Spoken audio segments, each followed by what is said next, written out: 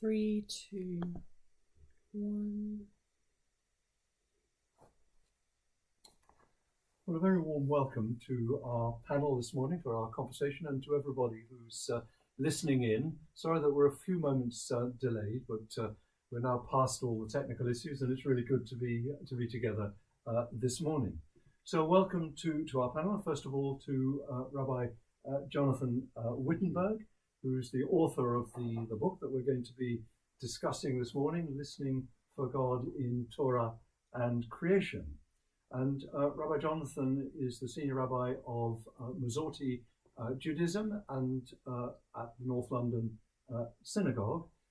Many roles over the years with the Council of Christians and Jews, the founder of Eco Synagogue, environmental issues, and much more. Much more I could say about you, Jonathan, but I think I'll move on to our next panelist to introduce, and that is Canon Dr. Clare Amos. Clare is Director of Lay Discipleship and Ministry Experience in the Church of England's Diocese of Europe, the Anglican Diocese in Europe, and she's a trustee of the Jerusalem and Middle East Church Association, author of a commentary on Genesis, just revised, second edition, and has been working for the World Council of Churches on interreligious diocese. She is a canon of Valletta Cathedral in Malta, and she is a Lambeth Doctor of Divinity, awarded to her, no less than by our third panelist, Dr. Rowan Williams, former Archbishop of Canterbury and former Master of Magdalen College, Cambridge, chair formerly of Christian Aid, and many, many other formers and present engagements as well in all across academia, poetry, authorship, and much more.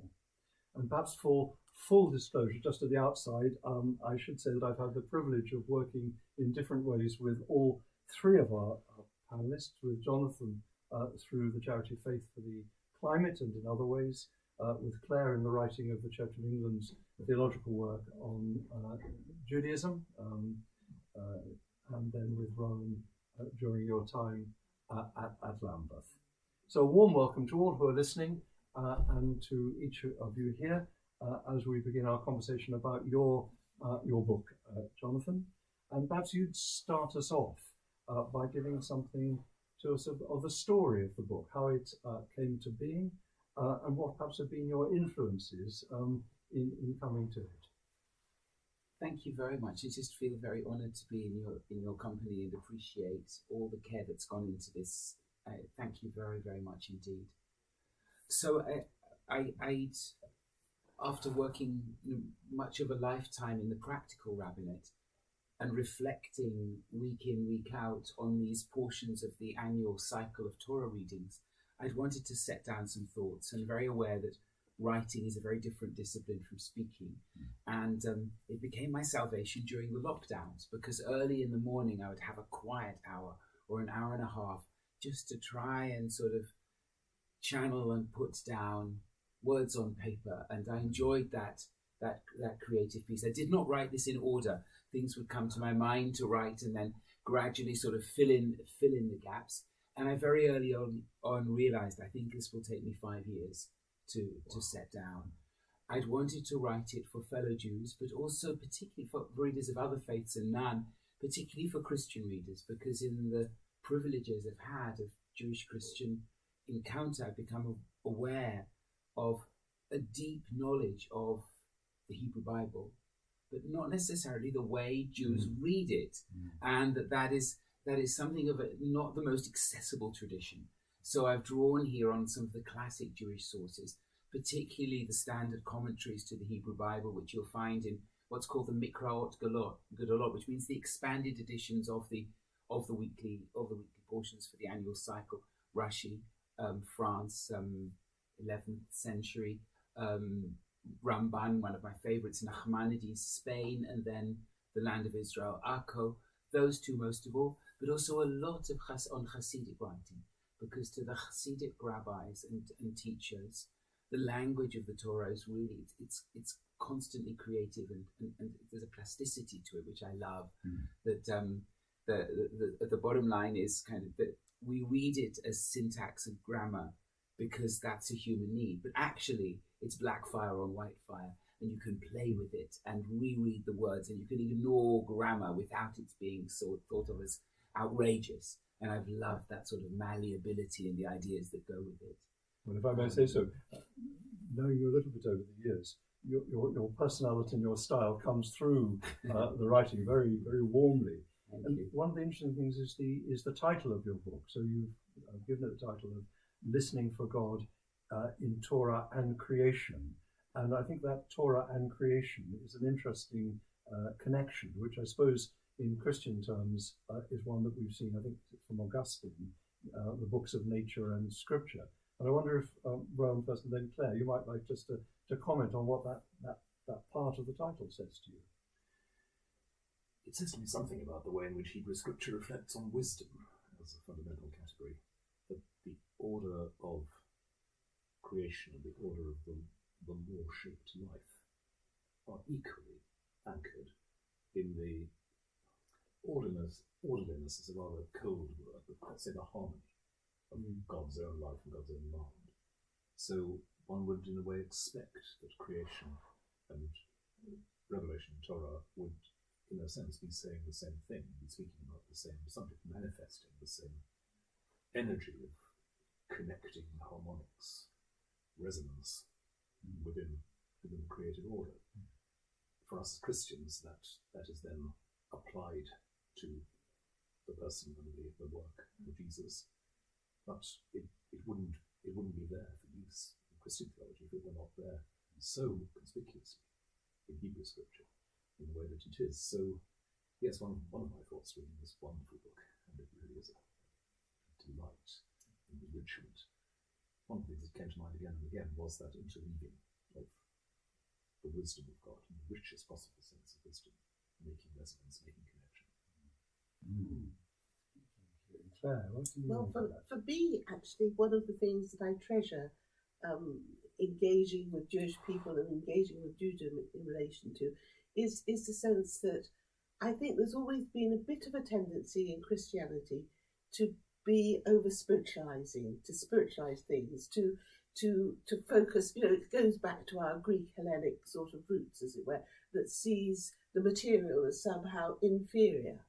And that linking together of Torah and creation is I treasure it partly because it is a reminder that actually in both our traditions, although we look at it in perhaps rather different ways, holding together the physical, the material with the spiritual, we can't separate them. We shouldn't try and separate them. And if I might say just one other thing, Guy, you confessed to me last night that you had at one point made a mistake in the title. You had called it Listening to God. I did. And I actually think there's something really important in that title, Listening for God. It's saying something about our engagement, and we're being invited into a conversation with the divine in relation to scripture and creation. We're not being told. Well, thank you for just observing my mistake out publicly, but... Well, I've made that mistake too, referring to the book, and so have others, but what you said is it's trying to be perceptive and sensitive in the world, but not always hearing God, and failing to hear God and trying to seek where God is, both in the text of creation and its wonder and in the text of Torah. So I appreciate that comment. And then when you emphasise the listening before element in that way, that also makes me think of some of the ways in which the rabbinic tradition listens to and for the apparent accidents, the casual echoes and parallels in the language itself, in the words themselves, as also material things part of the world, where the words on the page are things. They have a life within creation. Yes. And what excites me reading so much of this is exactly that sense of the living words. As with a real conversation, you sort of listen around what is apparently being said, and realise that could go in that direction. It's almost like a Freudian analyst listening for the. And I think that's why so many Jews became analysts, actually. Yeah, absolutely. Yes, Yeah. Talmudic interpretation. But in Christianity, I imagine it's similar, that there is an advantage here to having the same text year in, year out, that it grows on one, and things, one takes a word for granted and then realizes, wait a minute, it might connect with this, and how come for 50 years I've never noticed that before? That's, in your book, quite early on, you make an interesting comment. You say about critical scholarship, that approach. You say it's easy to think that we have access to God's unmediated word. When you go on, what we really have is the biblical author's understanding of God's will in their time and place. That's what you said. And I just kind of wondered if you'd like to say a word about how you felt about how you've managed that tension between the critical approaches that have become so common. Certainly when I was at Theological College, we were overwhelmed by critical studies, and on the other hand, a more wholesome, a more wholehearted reading, canonical readings of scriptures, and how you've managed that.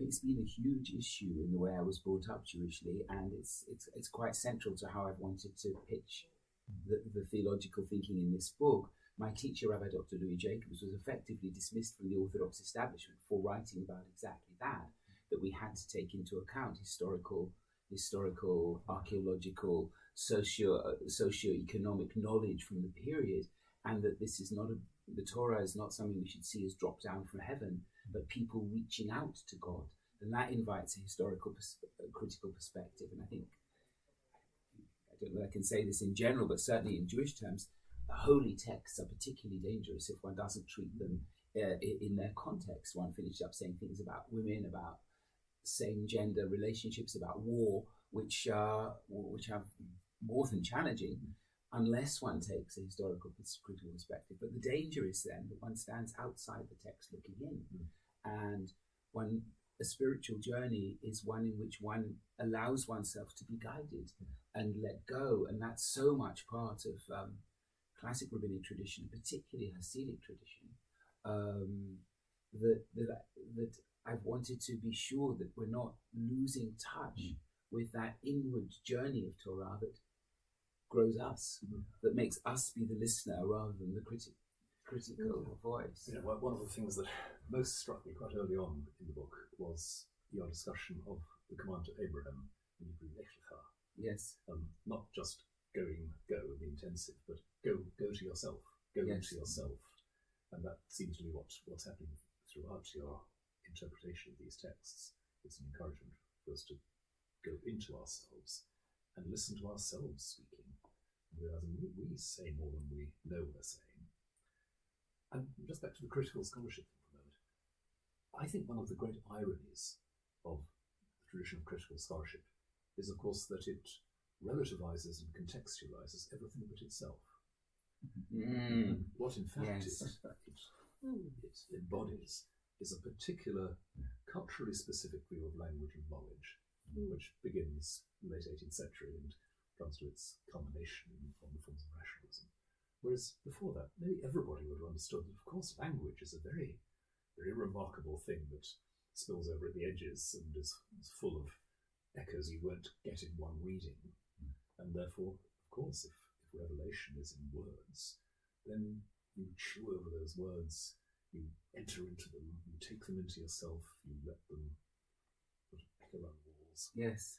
Everybody would have understood how that worked, like medieval Christian exegetes talking about literally ruminating the words of Scripture, chewing them over, just as a cow ruminates in the grass. And that, as I say, that comes naturally to interpreters of that generation. And suddenly you begin to have a view of language which is all about sticking labels on things, shuffling the pieces around the board.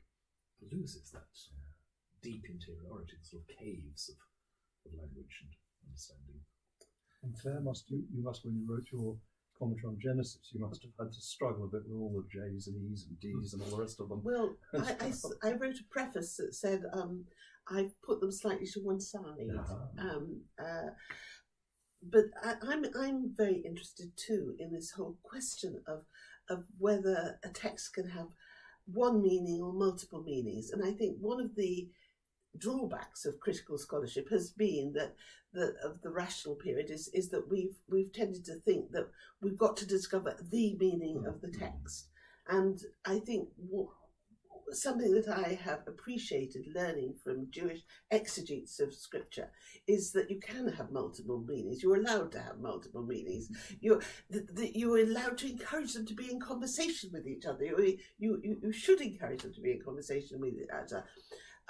I too, of course, have my background in sort of learning to read scripture in that critical way. But one of the things that I've appreciated in quite recent years is the way of looking at scripture that talks about encouraging it to be a conversation between three worlds: the world behind the text, the world of the text, and the world in front of the text. Absolutely. And that all those worlds are legitimate to consider. And that's what we're trying to do when we're exploring a text, look at those two. And I think your book does that very well. And it challenges what I think is often the Christian standoff, the modern Christian standoff between critical scholarship and fundamentalism, flat literalism. Both are wedded to a particular view of language and text and meaning, and both need to be understandable. I remember a conversation with my teacher, Rabbi Dr. Jason, who said, "Don't want to be a fundamentalist, and I don't want to be a fundamentalist of the 20th century either." So that, but exactly as you said, that puts this into question. I mean, a byword of Jewish exegesis is that there are 70 faces to Torah. 70 being the number that represents the world. Countless. Yes. The world, yeah. I mean, just before we might come on to some more specific parts of the book, just wanted to pick up a bit on something we just touched on earlier about the very different ways in which Jewish readings of in this case Torah are from Christian readings. So what one sees very clearly in your book and elsewhere is the way in which the etymologies of words, the sounds of words, the multiple references to rabbinic scholars all down the centuries, all of those play a part. Whereas, and as Claire said, there's no attempt to say this is the only answer. Whereas I think because perhaps the Christian world is more rooted in doctrine, which doesn't really exist in quite the same way, I suppose, within Judaism, maybe the ways in which we read scripture tend to think there must be an answer to a particular text, and we tussle over what that might be, whereas yours seems to be, and something from which I think we can learn, a much more open-ended way, drawing, even say, on the sounds of words being connected, which is not something we would normally do. I don't know, John, you might want to say something about that, and then perhaps Rowan. Well, I think that sense of the interrelationship between words, the way different roots lead to different formulations of them in different places. Some of them, I find myself grappling with them. That the word that gives us emunah, trust or faith, and gives us amen, is also used of art in the Song of Songs, Yedei Aman, the hands of the faithful artist. They constitute, like you said, puzzles to ruminate over lifelong, and they enable connections, but they add to the depth of the text, but also its imponderability at the same time. Yes. Yeah. But there's a sense in which actually the fact that those words are connected, it's not just a kind of fancy accident. There is a deep connection, actually. The way that language developed in the Semitic languages, you are saying when you are making the connection between Adam and Adamah, that there is an earthiness about human beings, and you are acknowledging that life actually comes from dam, from blood, as it were, as the core meaning of all this. So it's not just a linguistic ploy. It's a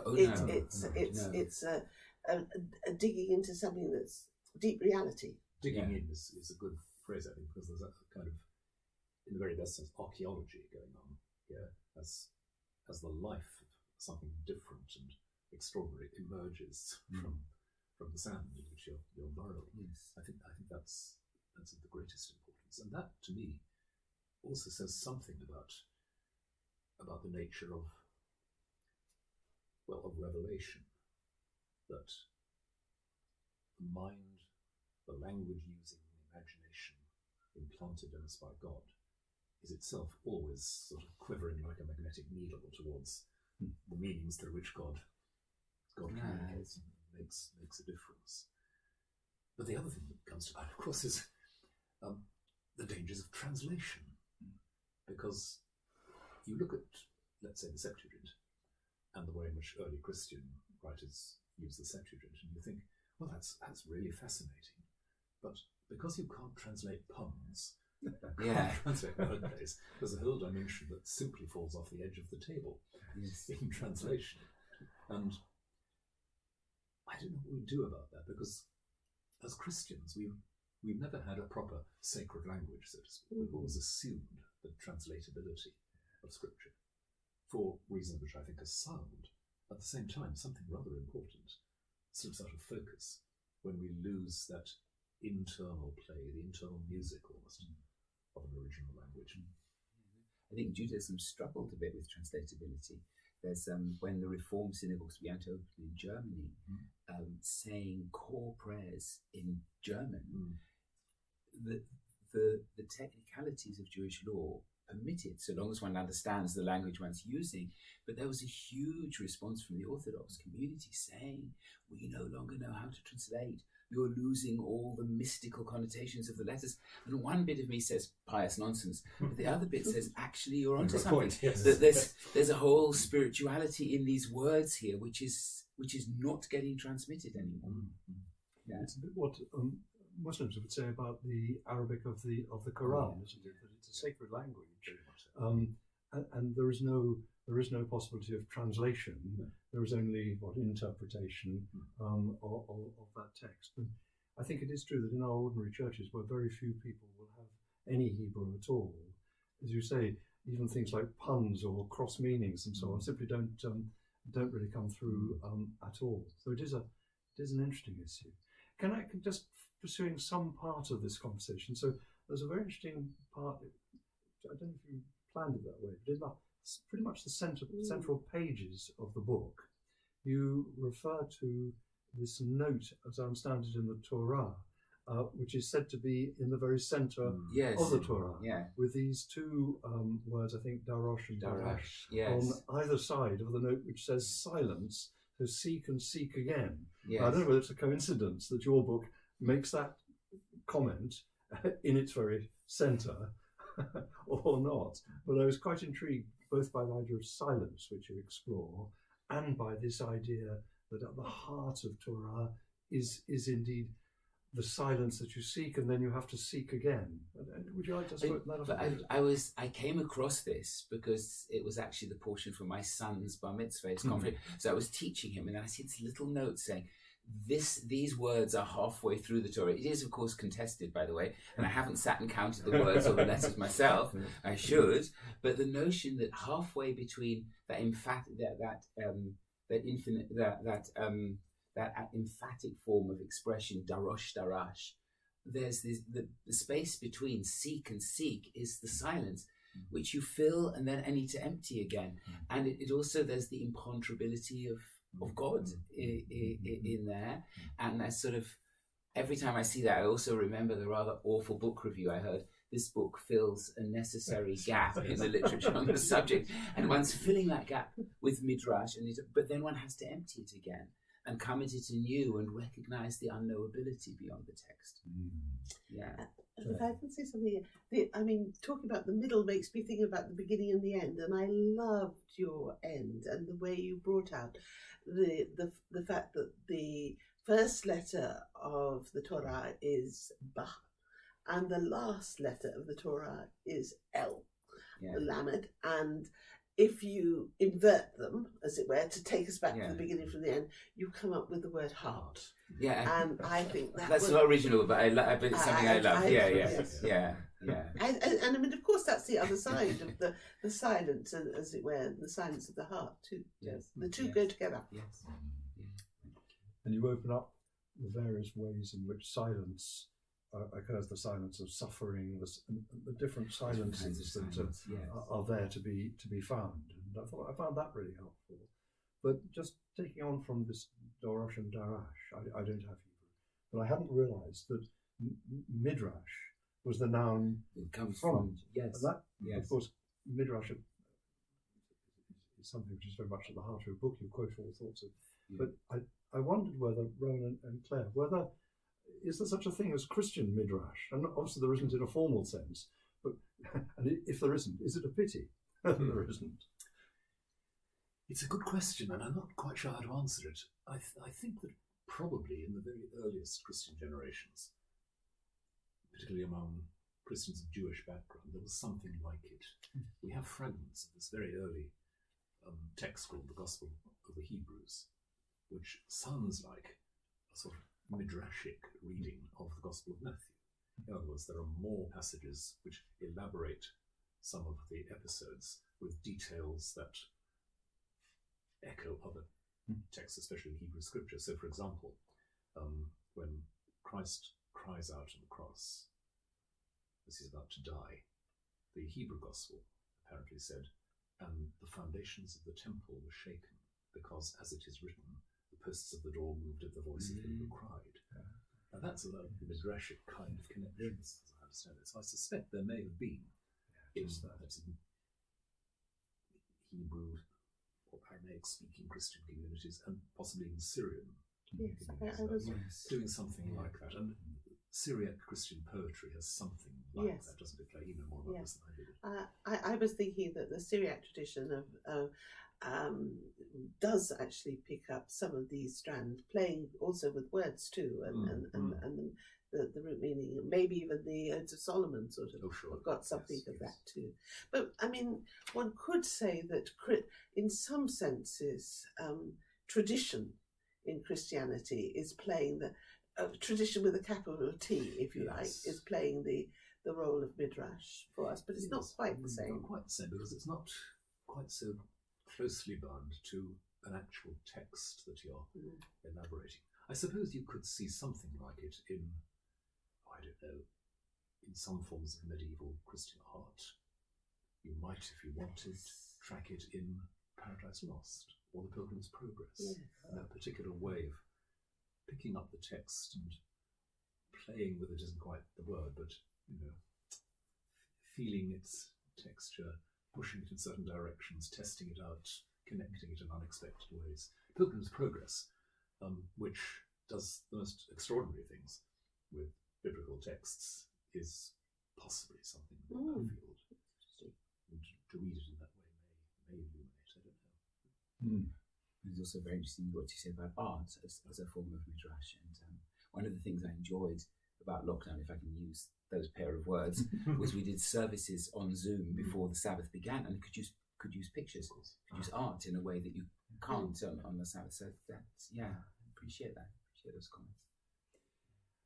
Just coming to some of the components of the commentaries you've made, you address quite a number of the what I might call hard episodes, the Midian and the Amalek and the AI and obviously the binding of Isaac. And I saw that one of your reviewers had mildly criticised you for being overprotective of the Torah. I think what he meant was that he kind of felt that you had been perhaps almost too gentle about some of those passages. Though I think what you wrote about Midian was hardly gentle. But I wondered, because we have the same issues about how do you handle these really violent episodes which recur all the way through and often attribute them to the instructions of God. And I just wondered whether each of you, this is a real issue for all of us. How do we both be true to the Torah, to the scriptures, but at the same time kind of have to say, the killing of everyone, or is just simply not something we can recognise as part of the nature of God.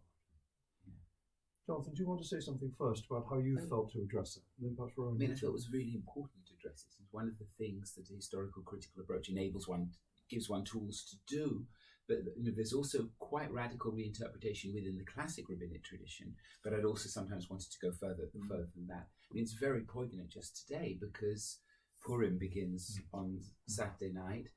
Haman, the villain of the piece, is a descendant of Amalek. The Torah commands the rooting out of Amalek, absolutely. And in the book of Samuel, you have Saul's endeavour to do so. And it's cruel. And, what do I do? What does one do with that text? And it's looking at what's happening now, it's particularly awful and pains to write that very clear voices in the Talmud say these nations ceased to exist when Sennacherib had a policy of mass deportation. So one has to sort of avoid the Jonathan Sachs's book, Not in My Name, says that very, very clearly, the kind of the attribution to God of highly politicized personal or national motives. And I wanted to put that, I put that in the very first piece that in this book, because I felt was extremely important to go there immediately. Yes, as Guy says, this is an issue for all of us, one way or another. And there's the bad Christian habit of just trying to edit and ignore. Modern Christian habit mostly. But I suppose there are two things which I found helpful in thinking about it. One is certainly Christian exegesis, and I think also to some extent in non-Christian exegesis. There's the internalizing of some of this language of conflict. Scripture is never addressed to you to pass on to them, but to you. So what you can do and what you can make a difference about is your internal destructive forces. And you really have to be rather ruthless about your own. You have to be ruthless about your own ruthlessness, you might say. Yes. You have to turn that in. Yes. And in Psalm 139, which is often tactfully edited in well-meaning Christian circles. Leaving out the end. Leaving out the end. Yeah. Well, a more robust exegesis would say, well, yes, there are plenty of enemies to God right here. Start here within. And by all means hate them with a perfect hatred, because they are the hateful things that have somehow to be dissolved in the light of the knowledge of God. That's one thing. The other is a comment which I think I first came across in, of all people, Ronald Knox, the Roman Catholic biblical translator and scholar, where I think it's a book of his letters where somebody raised this issue with him, and he said rather insightfully, perhaps you can imagine a situation where the command of God, the pressure, the imperative of God comes to people. For example, say, look, don't compromise with these idolaters around you. The human mind receives that and says, don't compromise with idolaters. Brilliant idea. Let's get rid of the idolaters. It's always filtered through that human propensity to grab and weaponize revelation. And rather than listening to what's actually being said, don't compromise with idolatry, period, start here, and say, well, that means we have to exterminate idolaters. And that filtering, which is always going on, the fact that the human word is at work in the divine word somehow, and it's sort of a steady pressure of the unchanging integrity of God's justice and wisdom pushes through until finally you say, this isn't about them, is it? It's about me. Augustine says that interestingly about the anti-Semitic verses in the fourth gospel. He says, these are not about them, these are about you.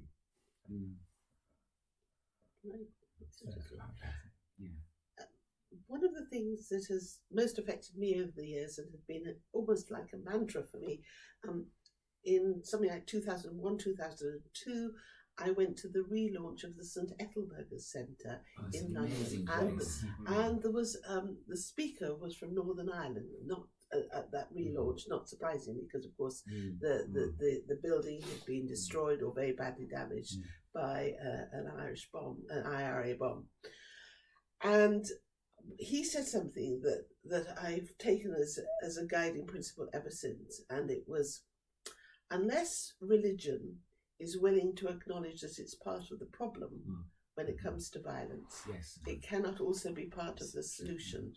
And I think that's a really important thing. I think the first thing is that I have to say it to myself and my own religion before I say it to anybody else and their religion, but that to acknowledge that we are part of the problem, that there's something about religion that, as a phenomenon that can be a problem in terms of issues of violence. I think that also influenced me in choosing. I mean, I owe a lot of the title to Andy Lyon, who's my editor and was wonderful to me for many years. But that listening for God, because it's trying to find God within one's own tradition, because quite often one can easily fall into worshipping one's tradition. And when one does that, religion can be the greatest form of idolatry, paradoxically.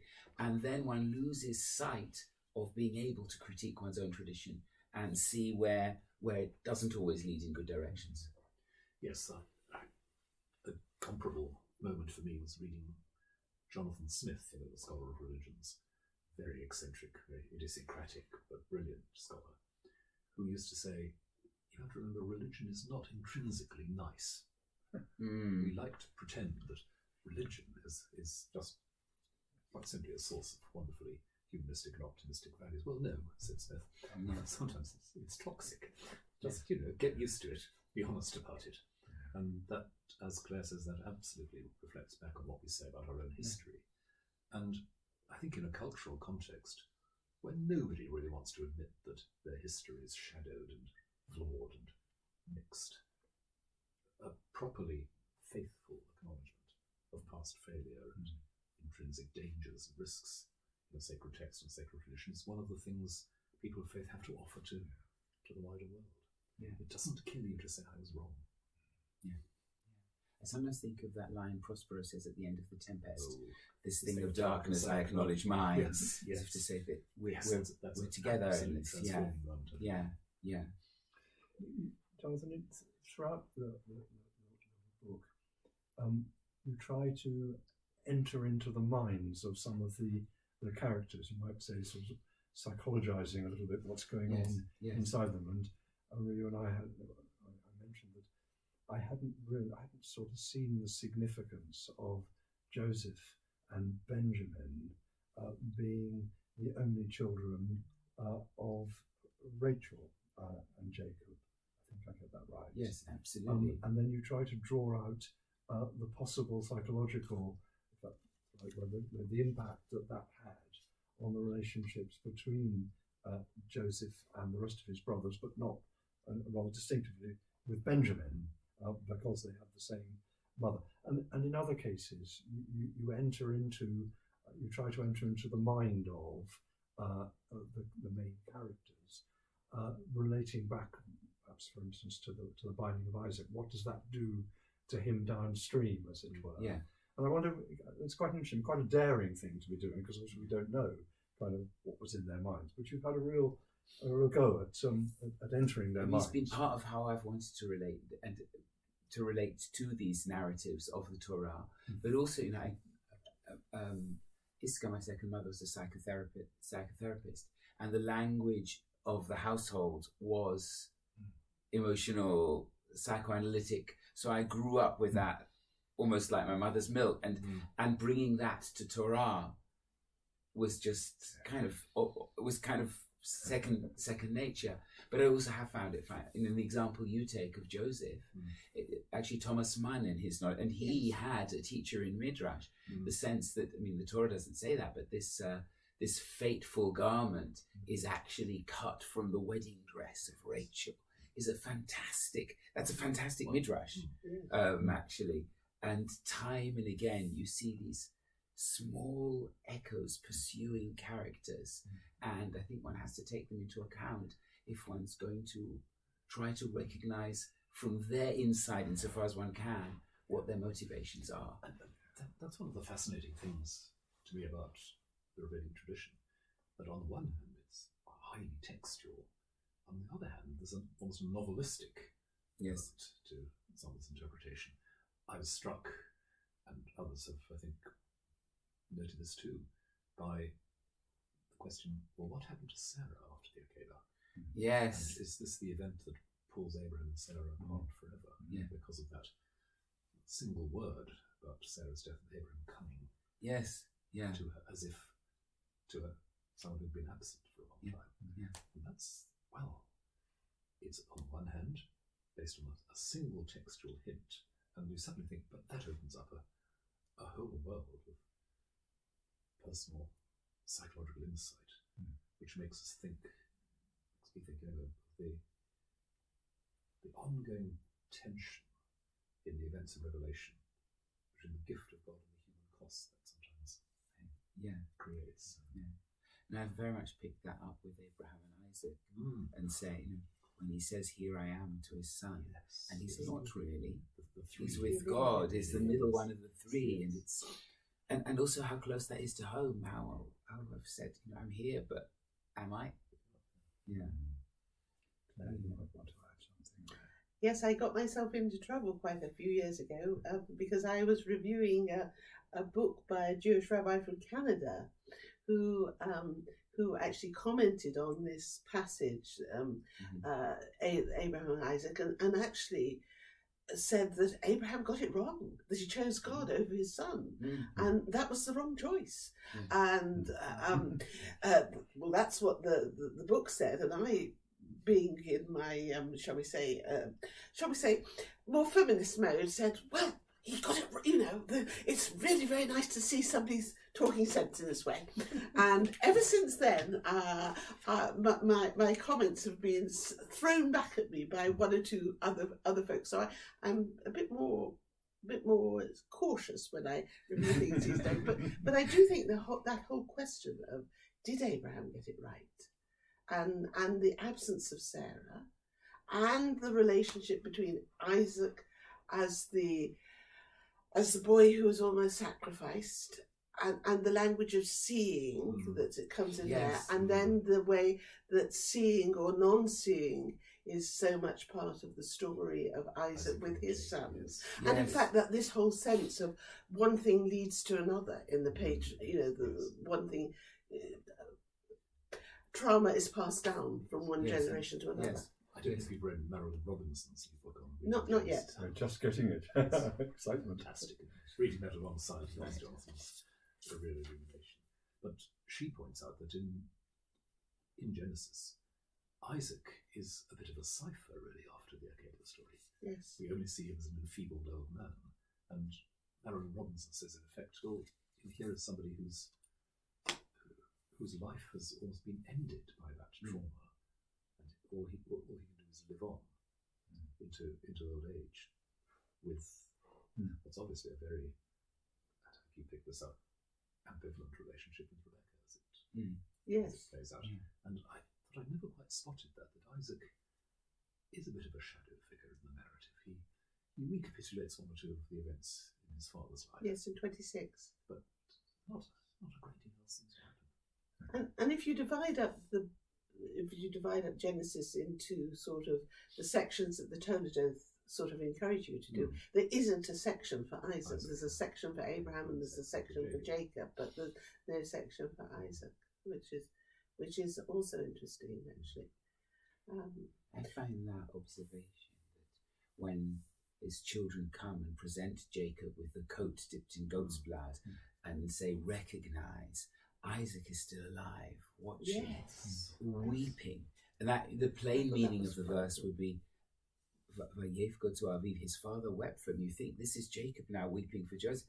But the guy says, it's Isaac weeping for Jacob because he knows somehow he's unable to see. There are things he alone can see.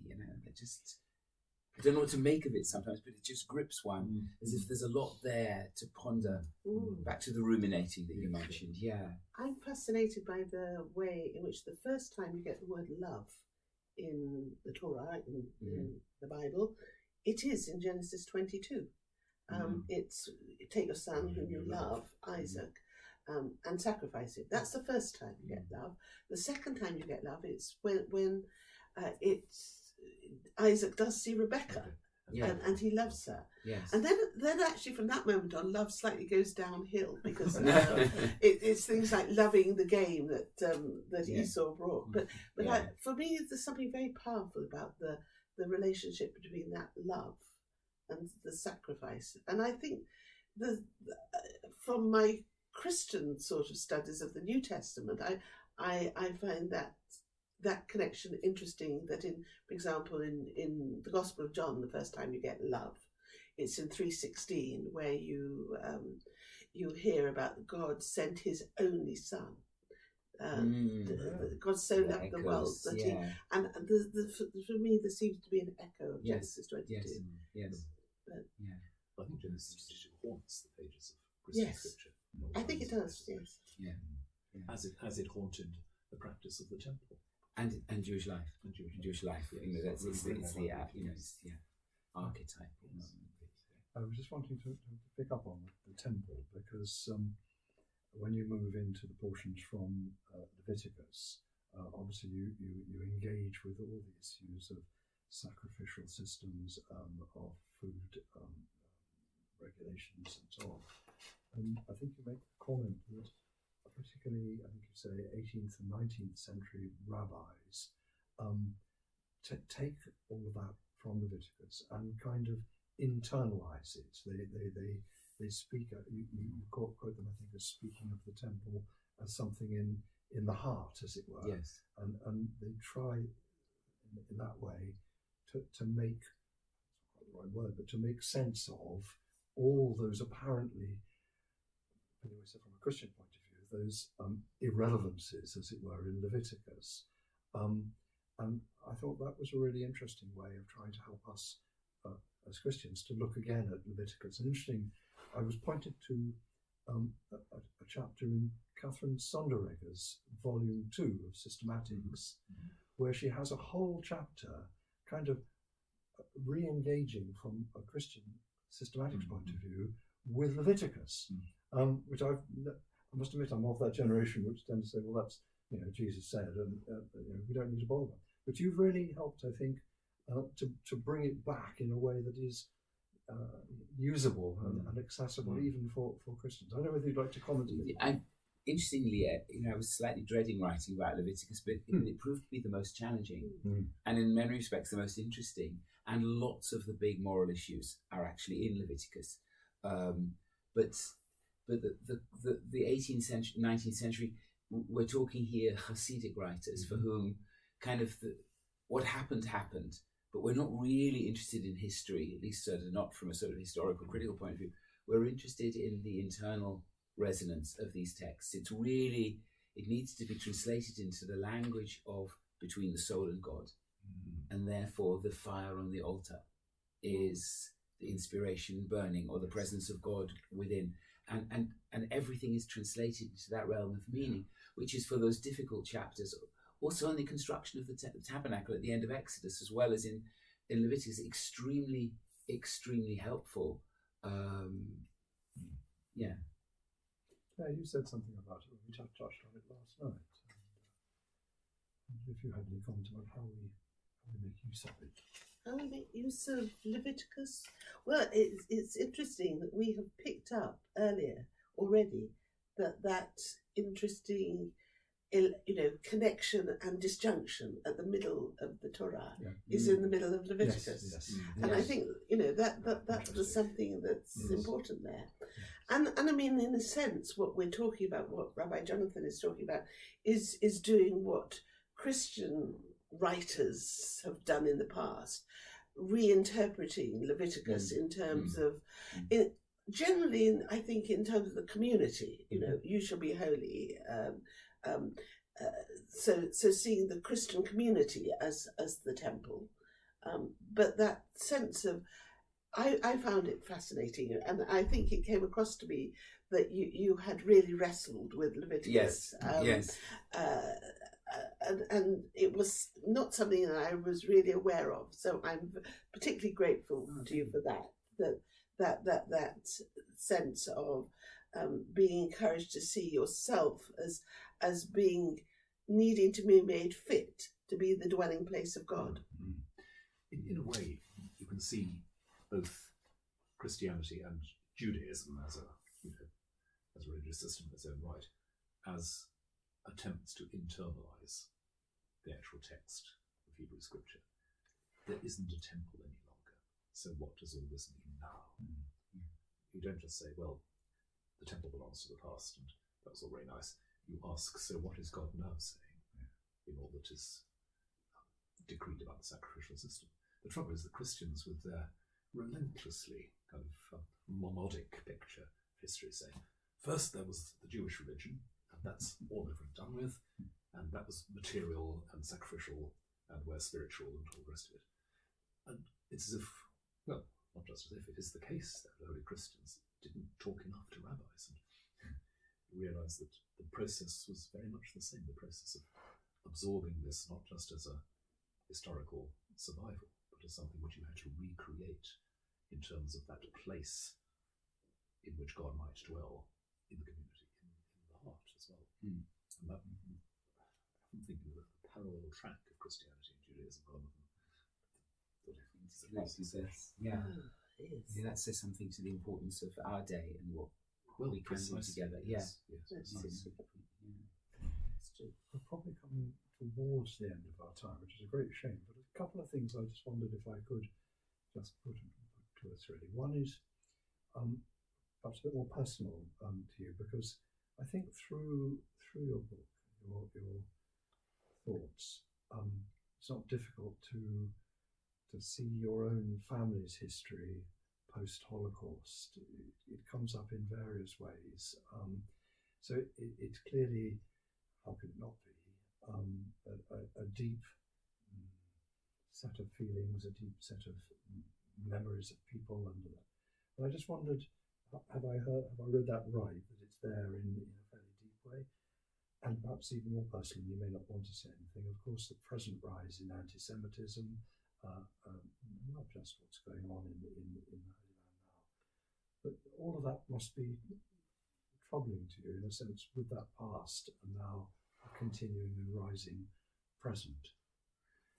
Yeah, a good brief comment on both aspects of what you said, if I may. I remember a moment, I don't think I've sort of referenced this in the book, but I may be wrong. My grandfather, whom I knew very, very well, my mother's father, had been a rabbi in Frankfurt and then fled here with the help of the British consulate in Frankfurt and re-established what was a German emigre congregation, which is now thriving in London. And I remember a conversation with him. What are those volumes? There was actually the Goldschmidt translation into German of the Talmud. And he said it requires, they're difficult, it requires a special sort of sharpness to engage with this kind of literature. And I remember going home and thinking, well, thank God I don't have to do it. And then thinking, well, if actually it's mine. This is something I'm entrusted with. Yeah. And I have a very strong sense that each generation is asked to honour the interpretation of the past, but also to do the work of the interface of now. Yes. And that interface of now sometimes means being radical. It sometimes means being I missed this, and please guide me. And that's ongoing. I mean, this is, for most of my congregation, for me, the worst time that we've lived through.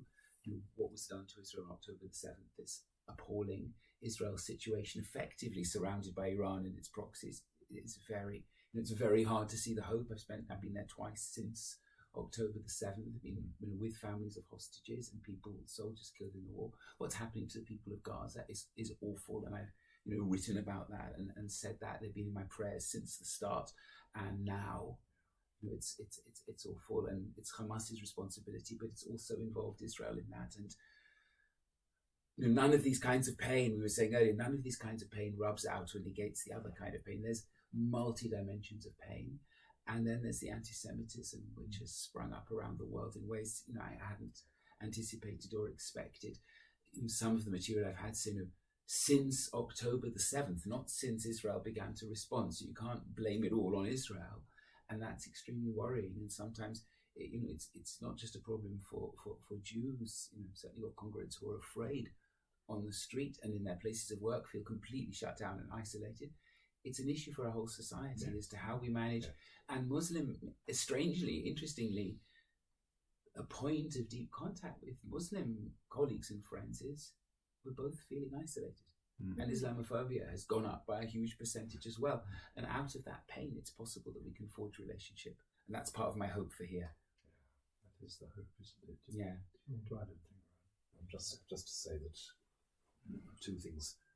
One is that when we thought, we being enlightened moderns for this purpose, when we thought that anti-Semitism as a sort of political displacement activity was over and done with, here it is again. Yeah. Deeply, shapelessly angry populations turning on the Jewish community as an easy target, in a sense, for shifting blame around. We thought perhaps that was done with. It's not. We have to come back to that. The second thing is picking up what you were saying right at the end there, which is much in my mind, that in the Holy Land we have two communities, both of which feel they are forgotten by the rest of the world. That their lives don't matter. Both communities equally feel that their lives don't matter. And that's a very bad place to start with, because it can lead to the nothing to lose mentality, which we do see. But it's ironic that in the rest of the world there are complaints from one side, Palestinians are getting all the airtime, Israel's getting all the airtime. Come on, step back and try and listen to the fact that here are communities which with some reason believe that the rest of the world does not care about their future. That if they disappear, the rest of the world will not give a damn. That's the bottom line, which we have really got to work at in whatever future lies ahead. You've really got to work at contesting. Thank you. Do you work with the Jerusalem Middle East Church Association as well? If I may, Guy, I'd just like to refer to something that's obliquely connected with what we've been talking about, which is I very much appreciated your reflection on the ger, the sojourner, the alien, and I thought one of the things that I very much want to take away from reading your book and carry into ongoing reflection is your comment that it's important to protect and honour the ger. In turn, and this was the interesting thing, that provided that the ger did not commit idolatry or did not engage in idolatry. And I thought that was really interesting to explore, talking about the current situation and more widely what it means to say, when we're thinking about migration and things like that, that the ger should not engage in idolatry. What does idolatry mean in our context of today? And I thought your answer was very good, actually. You know, that honouring the honouring the not considering that your roots and your tradition overrid the customs and the life of the place that you are moving to. Yes, I've struggled with that. With that. Thank you for commenting on that, because I just picked that up in Abraham Ibn Ezra's comment. I thought, what could this mean now? Exactly, just as he phrased it. Yeah. Sadly, I think we're coming towards the end of our time. I certainly want to thank you, Jonathan, for this book, which is, I think, very clearly something that has a far wider readership than your own communities. I mean, it's certainly clear from our conversation, but I think more widely, this is something that's really going to be helpful, deeply helpful for Christian communities and perhaps more widely as well. So I think you've offered something to us all, not just here now, but to our communities much more widely. So I think we're grateful to you. And I think to Rowan and to you, Claire, for joining this conversation, where I think, well, there's so much more that we could have gone on with. There's so many more angles to it. But I think this has given us, through your contributions, you've opened up some further channels of thought for us. And I'm grateful both to you, Rowan, and to you, Claire, for agreeing to be part of this with Jonathan. So I don't know if you want to add any final sort of closing comments. You're very welcome. Thank to you do for so. inviting me to do so, Guy. Oh, no, not at all. Thank you for facilitating this, Guy. Absolutely, thank you. Thank you both. It's a real honour to be with you, and it's very moving. It gives me thoughts to carry with me. I really appreciate it. Thank you. And thank you to everybody who's Yes. been listening in. There will be a recording of this available on the YouTube channel of Bristol Diocese. A word of thanks to the Bristol Diocese communications team. Really appreciate what you've been doing. And of course, Jonathan's book is available with a discount from Hodder and Starton. There's a code which was in the newsletter which went to all the members of the Council of Christians and Jews, which you can use if you want. But whether you use the discount or not, please do take the opportunity to read what Jonathan has to offer to the wider world. So thank you very much. Thank you.